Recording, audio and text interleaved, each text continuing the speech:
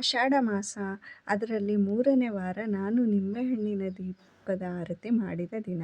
ನೋಡಿ, ನಾನು ಹೋಗುವಂಥ ದೇವಸ್ಥಾನ ದಾರಿ ಎಷ್ಟು ಸುಮಧುರವಾಗಿದೆ.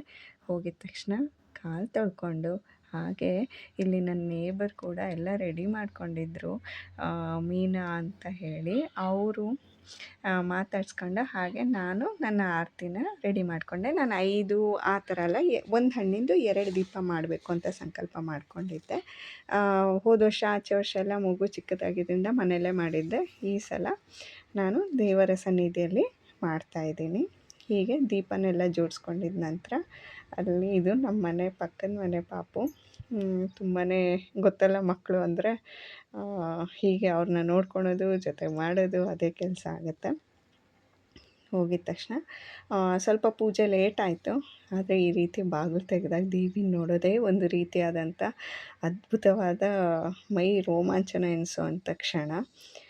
ಇದು ದೇವಸ್ಥಾನ ಕಟ್ಟಡದ ಕೆತ್ತನೆ. ಸುತ್ತಿಗೂ ಒಂದು ಪ್ರದಕ್ಷಿಣೆ ಹಾಕಿ ದೀಪನ ಹಚ್ಚಿ, ತುಂಬಾ ಗಾಳಿ ಇತ್ತು, ಗೊತ್ತಲ್ಲ ಆಷಾಢದ ಗಾಳಿ ಅಂದರೆ ಹೇಗಿರುತ್ತೆ ಅಂತ.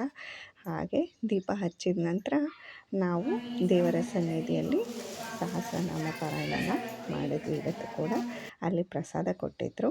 ಪ್ರಸಾದ ತೊಗೊಂಬಂದ ನಂತರ ನಮ್ಮ ಮನೆ ಪೂಜೆ ಈ ರೀತಿ ಆಗಿತ್ತು. ಅದ್ರ ನಂತರ ವಾರ ನೋಡಿ, ದೇವಿ ಬಲಗಡೆ ನಾನು ದೇವಸ್ಥಾನಕ್ಕೆ ಹೋಗಿ ಬರೋಷ್ಟೊತ್ತಿಗೆ ವರ ಕೊಟ್ಟಿದ್ಲು. ವಿಡಿಯೋ ಹೇಗಿತ್ತು ಅಂತ ತಿಳಿಸಿ. ಧನ್ಯವಾದಗಳು.